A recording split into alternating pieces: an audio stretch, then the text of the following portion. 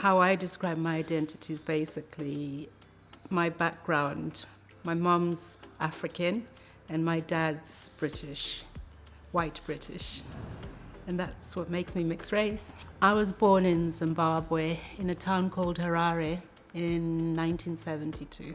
I wanted a career in tourism because that is what I did when I was in Zimbabwe. I was in the travel and tourism industry.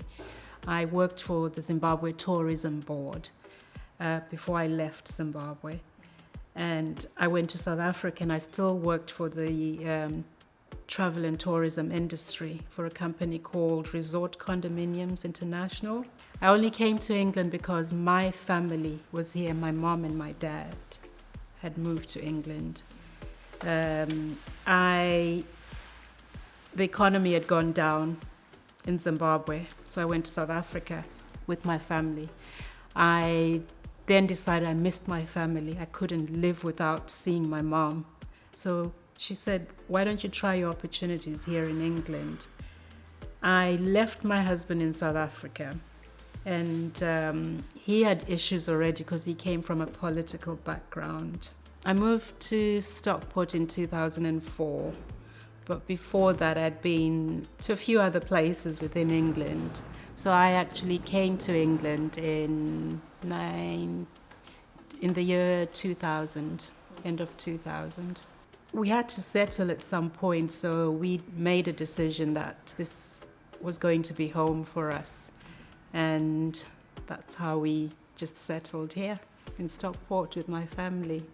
I went to school in Harare in Zimbabwe. That's where I was raised. I was born in Zimbabwe, raised in Harare.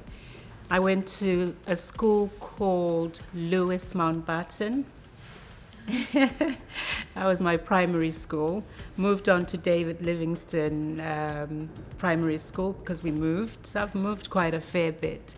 My high school years were at Queen Elizabeth High School. Basically, that's where I was raised in Harare, Zimbabwe. We had a lot of family members around us. We believed in togetherness. We believed in helping each other. We never had any differences between cousins and, brothers and sisters. We were all like brothers and sisters. My auntie was my mom, and that's how we grew up. Back in Africa, you could raise your kids with a firmer hand, and that made them respect us a lot more.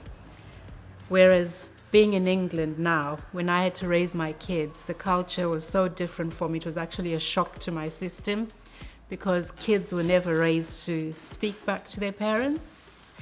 Kids were raised to help around the house. But because of peer pressure, my kids were not doing things like that. And back home, we were very helpful with each other.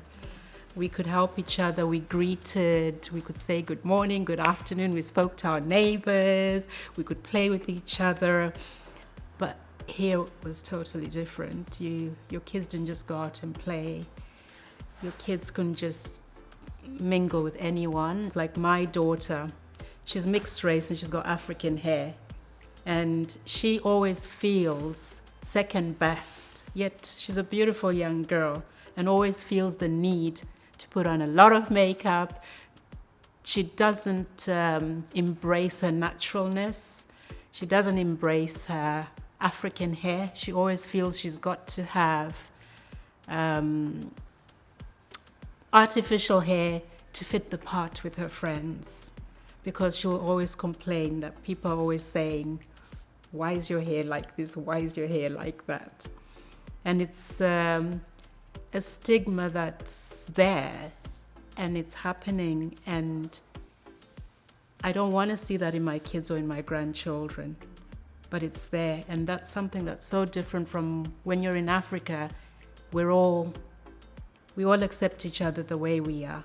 I wouldn't say that I've not had support in terms of being on a low wage and living in Stockport.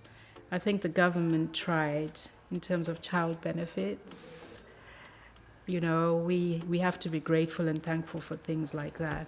I like the fact that Stockport is making progress or developing well in terms of modernizing the new developments at the train station.